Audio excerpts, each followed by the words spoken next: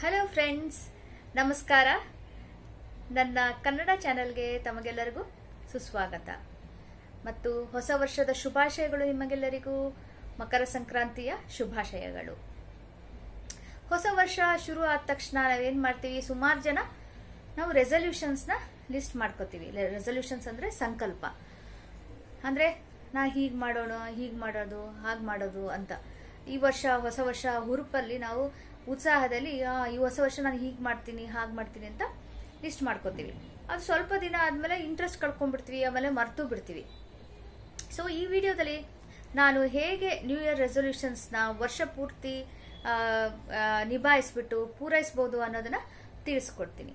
So please ವಿಡಿಯೋನ ಕೊನೆ ತನಕ ನೋಡಿ, ಹಾಗೂ ನನ್ನ ಚಾನಲ್ಗೆ ಸಬ್ಸ್ಕ್ರೈಬ್ ಕೂಡ ಮಾಡಿಕೊಳ್ಳಿ. ಮತ್ತೆ ಪ್ರತಿ ವಾರ ಹೀಗೆ ನಾನು ಸೆಲ್ಫ್ ಡೆವಲಪ್ಮೆಂಟ್ ಮತ್ತೆ ಪರ್ಸನಲ್ ಗ್ರೋತ್ ಬಗ್ಗೆ ವಿಡಿಯೋಗಳನ್ನ ಹಾಕ್ತಾ ಇರ್ತೀವಿ. ಹಾಗಾಗಿ ಸಬ್ಸ್ಕ್ರೈಬ್ ಮಾಡಿ.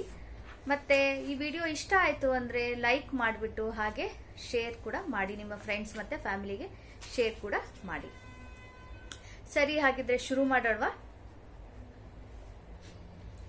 ಸೊ ನಾವು ರೆಸಲ್ಯೂಷನ್ನ ಕಂಪ್ಲೀಟ್ ಮಾಡಲಿಕ್ಕೆ ಒಂದು ಒಳ್ಳೆ ಉಪಾಯ ಅಂತ ಹೇಳಿದ್ರೆ ಸ್ಮಾರ್ಟ್ ಗೋಲ್ಸ್ ಮಾಡ್ಕೊಳ್ಳೋದು. ಅಂದ್ರೆ ನಾವೇನು ರೆಸಲ್ಯೂಷನ್ ಸೆಟ್ ಮಾಡ್ಕೋತೀವೋ ಅದು ಸ್ಮಾರ್ಟ್ ಆಗಿ, ಅಂದ್ರೆ ಬುದ್ಧಿವಂತಿಕೆಯಿಂದನೂ ಮಾಡೋದು. ಹಾಗೆ ಇನ್ನೊಂದು ಸ್ಮಾರ್ಟ್ ಅಂತ ಇದೆ. ಸ್ಮಾರ್ಟ್ ಅಂತ ಹೇಳಿದ್ರೆ ಅದು ಅಕ್ರೋನಿಮ್, SMART, ಸ್ಮಾರ್ಟ್.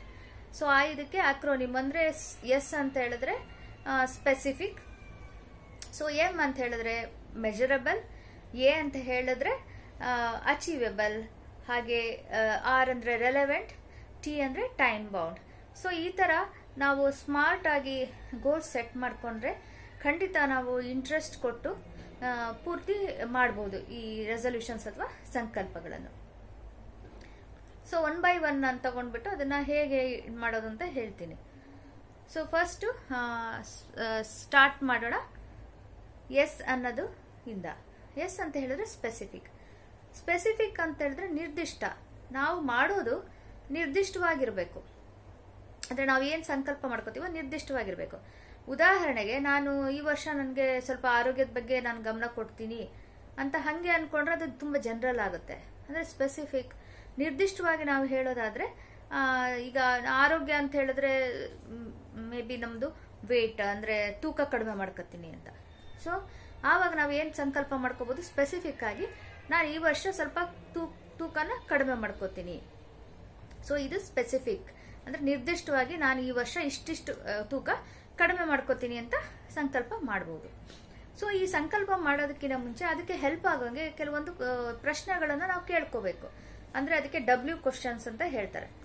ಸೊ ವಾಟ್ ಅಂತ ಹೇಳಿದ್ರೆ ಏನು, ಸೊ ನಾನು ಏನೇನು ಅಚೀವ್ ಮಾಡಬೇಕು, ಸೊ ಯಾವ ರೀತಿ ಸಂಕಲ್ಪ ಮಾಡಬೇಕು, ಯಾವ್ದ್ರ ಬಗ್ಗೆ ಸಂಕಲ್ಪ ಮಾಡಬೇಕು ಅನ್ನೋದಕ್ಕೆ ವಾಟ್ ಕ್ವಶನ್ ಅದು ಹೆಲ್ಪ್ ಮಾಡುತ್ತೆ. ಏನು. ನೆಕ್ಸ್ಟ್ ವೈ ಅಂದ್ರೆ ಯಾಕೆ. ಸೊ ನಾನು ಯಾಕೆ ಮಾಡ್ತಾ ಇದ್ದೀನಿ, ಈ ಸಂಕಲ್ಪ ಯಾಕೆ ಮಾಡಬೇಕು, ಅದ್ರ ಬಗ್ಗೆನೂ ನಾವು ಗಮನ ಕೊಟ್ಟು ಅದ್ರ ಬಗ್ಗೆ ತೀರ್ಮಾನ ಮಾಡಬೇಕು. ಆಮೇಲೆ ವೆನ್, ಯಾವಾಗ ಅಂದ್ರೆ ಎಷ್ಟು ದಿನದಲ್ಲಿ ಪೂರೈಸ್ತೀನಿ. ಸೊ ಒಂದು ಸುಮ್ಮನೆ ಸಂಕಲ್ಪ ಇಟ್ಕೊಂಡು ಏನು ಟೈಮ್ ಇಟ್ಕೊಳ್ಳಿಲ್ಲ ಅಂದ್ರೆ ಸುಮ್ಮನೆ ನಡೀತಾನೆ ಇರುತ್ತೆ. 10 ವರ್ಷ ಆದ್ರೂ, ಈಗ ಇದೇ ಉದಾಹರಣೆ ತಗೊಂಡ್ರೆ 10 ವರ್ಷ ಆದ್ರೂ ಎಷ್ಟು ನಾವು ತೂಕ ಕಡಿಮೆನೆ ಮಾಡೋದಿಲ್ಲ. ಅದಕ್ಕೆ ನಾವು ಟೈಮ್ ಫ್ರೇಮ್ ಇಟ್ಕೋಬೇಕು. ಅಂದ್ರೆ ಇಷ್ಟು ಟೈಮ್ನಲ್ಲಿ, ಈಗ ಒಂದು ವರ್ಷದಲ್ಲಿ ಇಷ್ಟು ಕಮ್ಮಿ ಮಾಡ್ತೀನಿ ಅಂತನಾ, 3 ತಿಂಗಳಿಗೆ ಇಷ್ಟು ಕಡಿಮೆ ಮಾಡ್ತೀನಿ ಅಂತನ ನಾವು ಸೊ ಟೈಮ್ ಫ್ರೇಮ್ ಮಾಡ್ಕೋಬೇಕು.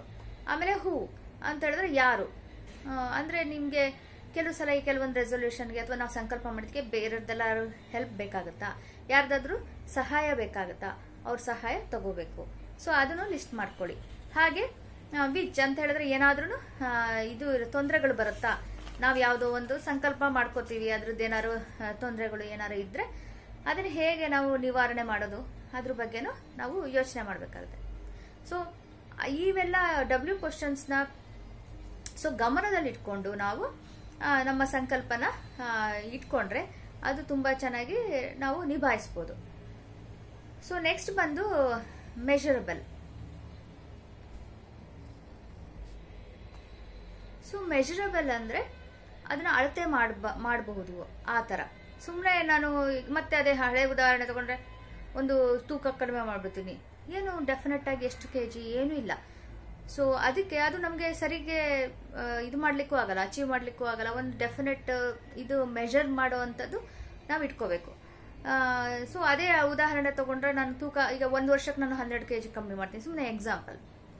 ಉದಾಹರಣೆಗೆ ಅಕಸ್ಮಾತ್ ನಾನು 1 ವರ್ಷಕ್ಕೆ 12 kg ಕಮ್ಮಿ ಮಾಡ್ತೀನಿ ಅಂತನೋ, ಅಥವಾ ನೀವು ಬುಕ್ಸ್ ಓದಬೇಕು ಅಂತ ಇದ್ರೆ ಈಗ ವರ್ಷಕ್ಕೆ ನಾನು 12 ಬುಕ್ಸ್ ಓದ್ತೀನಿ, 12 ಪುಸ್ತಕ ಓದ್ತೀನಿ, ಹೀಗೆ ಮೆಜರಬಲ್ ಅಂದ್ರೆ ನೀನು ಎಷ್ಟು ಸ್ಪೆಸಿಫಿಕ್ ಆಗಿ ನಾವು ಎಷ್ಟು ಇದಾಗಿ ನೋಡ್ಕೋತೀವೋ ಹಾಗೆ ಅದನ್ನು ಹೆಲ್ಪ್ ಮಾಡುತ್ತೆ.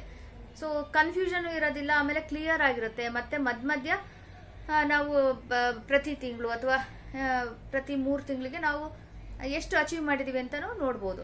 ಸಪೋಸ್ ನಾನು ಇಷ್ಟು kg ಸ್ಪೆಸಿಫಿಕ್ ಆಗಿ ಒಂದು 10 kgನೋ 12 kgನೋ ಇದು ಮಾಡ್ಕೋತೀನಿ, ಕಡಿಮೆ ಮಾಡ್ಕೋತೀನಿ ವರ್ಷಕ್ಕೆ ಅಂತ ಹೇಳಿದ್ರೆ 6 ತಿಂಗಳಾದ್ಮೇಲೆ ನಾನು 6 kg ಕಮ್ಮಿ ಮಾಡಿದೀನಾ ಅಂತ ನೋಡ್ಬೋದು. ಸೊ ಹಾಗಾಗಿ ಈ ತರ ಮಾಡಿದ್ರೆ ತುಂಬಾ ಸುಲಭ ಆಗುತ್ತೆ ನಮ್ಗೆ ಟ್ರ್ಯಾಕ್ ಮಾಡ್ಲಿಕ್ಕೆ.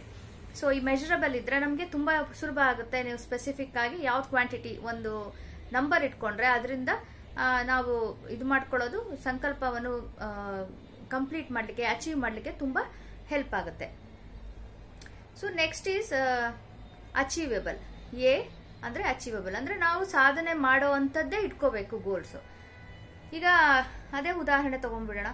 ತೀರಾ ಅತಿಯಾಗಿ ನಾನು 20 kg ಕಮ್ಮಿ ಮಾಡ್ಬಿಡ್ತೀನಿ 1 ವರ್ಷಕ್ಕೆ, ಹಾಗಿಟ್ಕೊಂಡ್ರೆ ಅದು ಖಂಡಿತ ಸಾಧ್ಯ ಇಲ್ಲ. ಸಪೋಸ್ ನಾವೀಗ ಬುಕ್ಸ್ ಓದೋದ್ರ ಬಗ್ಗೆ ಎಕ್ಸಾಂಪಲ್ ತಗೊಂಡ್ರೆ, ನಾನು 5 ಬುಕ್ಸ್ ಓದ್ತೀನಿ ಅಂತ ಹೇಳಿದ್ರೆ ತುಂಬಾನೇ ಕಡಿಮೆ ಆಗುತ್ತೆ. ಅದರಿಂದ ನಿಮ್ಗೆ ಮೋಟಿವೇಶನ್ ಸಿಕ್ಕಲ್ಲ. ಅದಕ್ಕೆ ತೀರಾ ಅತಿಯಾಗಿದ್ರೆ ನಿಮ್ಗೆ ಸಾಧನೆನೂ ಮಾಡೋಕ್ಕಾಗಲ್ಲ, ಅದರಿಂದನೂ ನಿಮ್ಗೆ ಇದಾಗ್ಬಿಡುತ್ತೆ, ಉತ್ಸಾಹನೂ ಇರಲ್ಲ, ಇಂಟ್ರೆಸ್ಟು ಕಳ್ಕೊಂಡ್ಬಿಡ್ತೀವ, ಡಿಮೋಟಿವೇಟ್ ಆಗ್ಬಿಡ್ತೀವಿ. ಇಲ್ಲ ತುಂಬಾ ಕಡಿಮೆ ಇಟ್ಕೊಂಡ್ರು ಕೂಡ ಇಂಟ್ರೆಸ್ಟೇ ಕಳ್ಕೊಂಡ್ಬಿಡ್ತೀವಿ. ಬರೀ 5 ಬುಕ್ಸ್ ಓದ್ತೀನಿ, 5 ಪುಸ್ತಕ ಓದ್ತೀನಿ ವರ್ಷಕ್ಕೆ ಅಂದ್ರೂ ತುಂಬಾ ಕಡಿಮೆ ಆಗುತ್ತೆ. ಸೊ ಅದಕ್ಕೆ ನಾವು ರೀಸನಬಲ್ ಆಗಿ ಕರೆಕ್ಟ್ ಆಗಿ ತೀರಾ ಅತಿಯಾಗೂ ಇಟ್ಕೋಬಾರ್ದು, ತೀರಾ ಕಡಿಮೆಯಾಗೂ ಇಟ್ಕೋಬಾರ್ದು, ಹಾಗೆ ನಾವು ಸಂಕಲ್ಪಗಳನ್ನು ಮಾಡಬೇಕಾಗುತ್ತೆ. ಸೊ ನೆಕ್ಸ್ಟ್ ರೆಲೆವೆಂಟ್ ಅಂದ್ರೆ ರೆಲೆವೆಂಟ್ ಅಂದ್ರೆ ಪ್ರಸ್ತುತವಾಗಿರೋದು, ಸಂಬಂಧಪಟ್ಟಿದ್ದು. ಸೊ ನನಗೆ ಇದು ಮಾಡ್ತಾ ಇರೋದು ರೆಲೆವೆಂಟ್ ಆಗಿದೆಯಾ, ನನಗೆ ಸಂಬಂಧಪಟ್ಟಿದ್ಯಾ ಇದು ಸಂಕಲ್ಪ. ಯಾರೋ ಫ್ರೆಂಡು ಅವ್ರಿಗೆ ಏನ್ ಬೇಕೋ ಅವ್ರು ಇಟ್ಕೋತಾರೆ. ಈಗ ಅವ್ರು ಏನೋ ಡಯಟ್ ಫಾಲೋ ಮಾಡ್ತಿದ್ದಾರೆ, ಏನೋ ಒಂದು ಫ್ಯಾನ್ಸಿ ಡಯಟ್ಸ್ ಎಲ್ಲ ಬಂದಿದೆ ಈಗ, ಆ ಡಯಟ್ ಫಾಲೋ ಮಾಡ್ತಾ ಇದ್ದಾರೆ. ಸೊ ಅದಕ್ಕೆ ಅಯ್ಯೋ ನಾನು ಮಾಡಬೇಕು, ಅವ್ರ ಫ್ರೆಂಡ್ ಮಾಡ್ತಾ ಇದ್ದಾಳೆ ನಾನು ಮಾಡಬೇಕು ಅಂತಾನೋ, ಅಥವಾ ಆ ಹೀರೋಯಿನ್ ನೋಡು ಅವಳು ಎಷ್ಟು ಚೆನ್ನಾಗಿದ್ದಾಳೆ, ಸ್ಲಿಮ್ ಆಗಿದ್ದಾಳೆ, ನಾನು ಸ್ಲಿಮ್ ಆಗ್ತೀನಿ ಅಂತಾನೋ, ಅಥವಾ ಆ ಹೀರೋ ನೋಡು 6 ಪ್ಯಾಕ್ಸ್ ಮಾಡ್ಕೊಂಡಿದ್ದಾನೆ, 8 ಪ್ಯಾಕ್ಸ್ ಮಾಡ್ಕೊಂಡಿದ್ದಾನೆ ಅಂತಾನೋ. ಸೊ ಹಾಗಾಗಿ ಬೇರೆಯವ್ರದ್ದೆಲ್ಲ ಹೋಗಿ ಬ್ಲೈಂಡ್ ಆಗಿ ಕಾಪಿ ಮಾಡಕ್ ಹೋಗ್ಬಾರ್ದು. ಆ ಯಾವ್ದು ರೆಸೊಲ್ಯೂಷನ್ ಗೋಲ್ ಸೆಟ್ ಮಾಡ್ಕೊಡ್ತಿದ್ದೀರಾ ನೀವು, ಅದು ನಿಮಗೆ ಹೇಗೆ ಹೆಲ್ಪ್ ಮಾಡುತ್ತೆ, ನಿಮಗೆ ಅದು ರೆಲೆವೆಂಟ್ ಆಗಿದೆಯಾ, ನಿಮಗೆ ಸಂಬಂಧಪಟ್ಟಿದ್ದಿದ್ಯಾ, ಹಾಗಿದ್ರಷ್ಟೇ ನೀವು ಸಂಕಲ್ಪಗಳನ್ನ ಮಾಡ್ಕೋಬೇಕು. ಅದರಿಂದ ಏನಾಗುತ್ತೆ, ನಿಮಗೆ ಸಂಬಂಧಪಟ್ಟಿದ್ದು ನಿಮ್ ಪರ್ಸನಲಿ ನೀವೇ ಇಷ್ಟಪಟ್ಟು ಮಾಡ್ತಾ ಇರೋದ್ರಿಂದ ಅದು ಆಟೋಮೆಟಿಕಲಿ ನಿಮ್ಗೆ ಮೋಟಿವೇಶನ್ ಸಿಕ್ಕುತ್ತೆ, ನೀವು ಇನ್ಸ್ಪೈರ್ ಆಗ್ತೀರಾ. ಹಾಗಾಗಿ ನೀವು ಗೋಲ್ ಸೆಟ್ ಮಾಡ್ಕೋಬೇಕಾದ್ರೆ ಅದು ರೆಲೆವೆಂಟ್ ಆಗಿ ಇರಬೇಕು. ಸೊ ನೆಕ್ಸ್ಟ್ ಅಂತ ಹೇಳಿದ್ರೆ time bound. So time bound ಅಂದ್ರೆ ಯಾವುದೇ ಮಾಡ್ಬೇಕಾದ್ರೂ ಒಂದು ಟೈಮ್ ಫ್ರೇಮ್ ಹಾಕೊಂಡಿರ್ಬೇಕು. ಅಂದ್ರೆ ಒಂದು ಸಮಯದ ಪರಿಮಿತಿ ಇಟ್ಕೋಬೇಕು. ಇಷ್ಟು ದಿನದಲ್ಲಿ ಮುಗಿಸ್ತೀನಿ, ಅಥವಾ ಇಷ್ಟು ತಿಂಗಳುಗಳಲ್ಲಿ ನಾನು ಇದನ್ನ ಕಂಪ್ಲೀಟ್ ಮಾಡ್ತೀನಿ.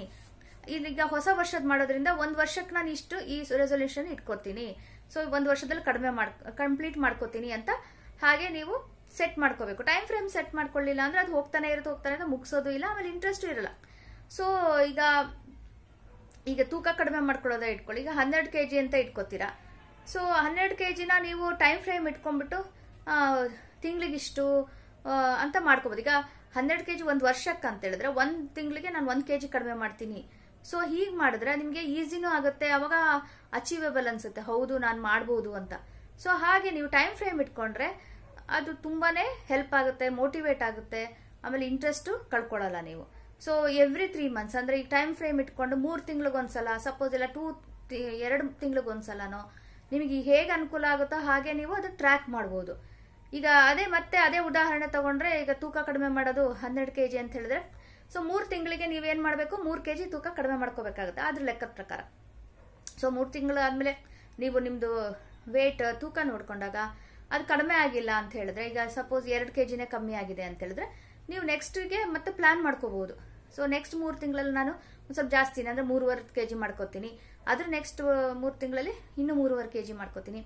ಸೊ ಹೀಗೆ ಮಾಡ್ಕೊಂತ ನೀವು ಅಡ್ಜಸ್ಟ್ ಮಾಡ್ಕೋಬಹುದು. ಸೊ ಹಾಗಾಗಿ ಟೈಮ್ ಫ್ರೇಮ್ ತುಂಬಾನೇ ಇಂಪಾರ್ಟೆಂಟ್, ತುಂಬಾ ಮುಖ್ಯ.